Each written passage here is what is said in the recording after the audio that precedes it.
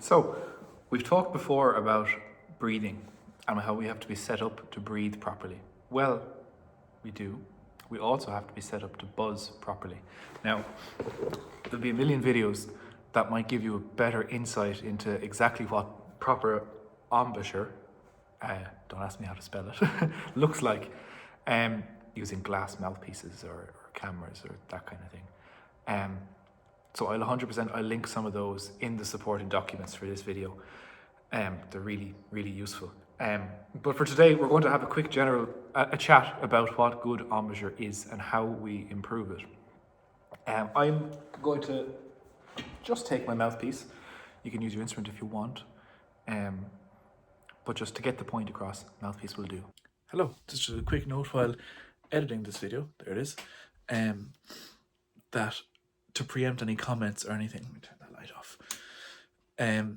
This video is simply an embouchure 1. There'll be an embouchure 2, maybe an embouchure 3, we'll see how we go. But this is a good starting point. Having spoken to people, the experts who are as good as it gets, we unfortunately have to do some of these habits which might be considered bad in the long run. But for now, they're good for getting us understanding our lips and all of that. Later on, we will move on to opening up with the air and all of that kind of thing. But for now, follow along with this and understand how your lips work. We'll get to opening up later. Right, back to the video. Now, so embouchure relates to the shape our face takes when we're playing, with the big focus on our lips, because they're what matter the most. We'll take it for granted that for now we're sitting straight properly. We're sitting on the edge of our chair a little bit. Our legs, although you can't see mine, are planted at right angles to the ground. Good posture for breathing, already down. You need to have that before you can have good posture for good embouchure, because it'll be able to support your buzz all the better and keep your embouchure consistent. So, what is good embouchure? Well, a big no-no. While we started out learning, we started out going, which isn't wrong, but it's not the best way. Called a raspberry. While yes, we do that, we put a bit more discipline on it. The one thing we don't do is try and kiss the mouthpiece, forgive me, but we don't go in and go, you can see I'm coming out further. That means you're reaching into the inside of the mouthpiece, which means you're stretching your lips, making them looser. Whereas at the very center, it needs to be perfectly tight, either side of my lip. You see there, when I hold here, everything except the very tip is what's moving. So when there's a bit more space this way, which we don't need. Now, bigger instruments leave more room for this to happen. So bigger instruments have to be more mindful. If you compare the size of this mouthpiece to the size of, I don't have one handy, but the size of a cornet mouthpiece. One sec. Sorry for the cut, I'm back, I have some mouthpieces. So we look at the middle of the road, we have the euphonium mouthpiece. Big one, tuba mouthpiece. You can see there's more space. So as you can, and this is a cornet mouthpiece. So as the instrument gets bigger, you have to be even more mindful of being tight. This is going to make it tight for you because it's so small, which has its own issues. But for now, definitely do not kiss. Big thing for correct embouchure is kind of top over bottom. When I was learning, to do my communion, I always used to repeat to myself, because I always used to forget which hand went where because it was important or something. So I always used to think, I still think it to this day, left over right. So this is my right hand, this is my left hand, left over your right. And then you go blah, blah, blah, communion. You know the drill. So think about that with brass. Top over bottom. I'm going to position my bottom lip nice and firmly, and then my top lip just gets tucked over it. So when I breathe and I buzz, it looks like this. You can see, tighter straight away. Same power, same everything, same tightness. You see the difference. It's what makes a good buzz. There's a lot of power and pressure behind that, which is what you need to get into this mouthpiece.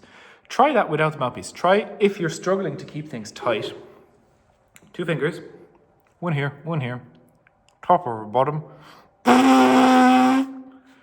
actually see my pitch went up. That means I'm adequately tight.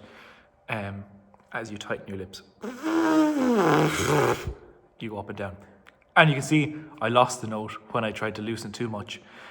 So it's a fine balance, but it's all about keeping here lovely and tight, keeping here top over bottom.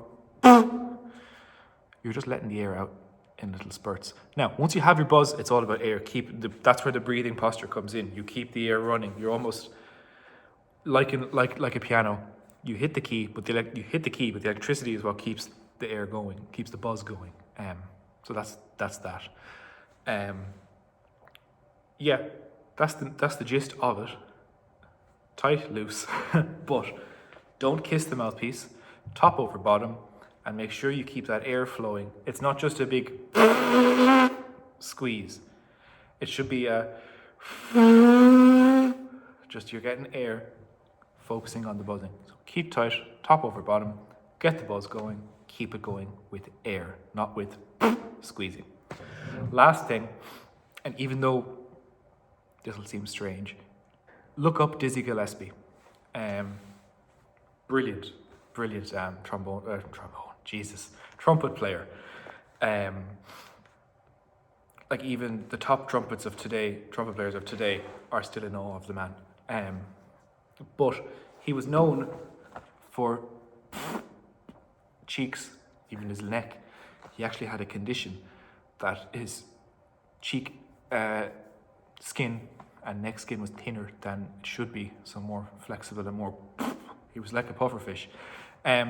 Don't do that because you can even see if I try to do it, it gets harder. Same with mouthpiece. I'm losing tightness. And my air is going around the way instead of straight down the middle. All that air going around the way to use that pressure. It takes pressure to inflate your cheeks. That's pressure that should be directed into the mouthpiece. So you have to consciously hold your cheeks firm and use that pressure to go out the mouth. It leads to very watery, airy sounds. So if I go, you can see here there's a lot of air coming through. Now, on the same token, you can be too tight because you're squeezing and not using air. So too tight sounds like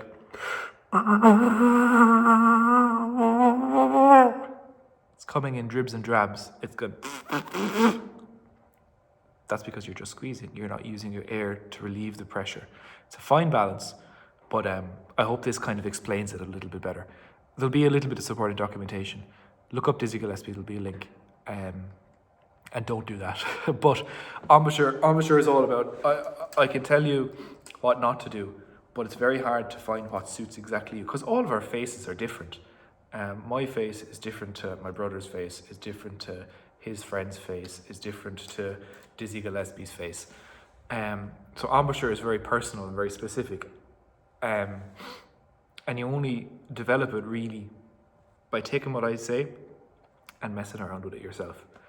So do that. Mess around with your embouchure and see, does that sound better? Does that sound worse? Come ask some of us in the band about our embouchure. He'll tell you it's different than everyone will have different embouchure. So use the techniques that are here today and will be reminded in the document, and develop. It's a journey. You'll be forever chasing it. But hopefully this will help you along the way.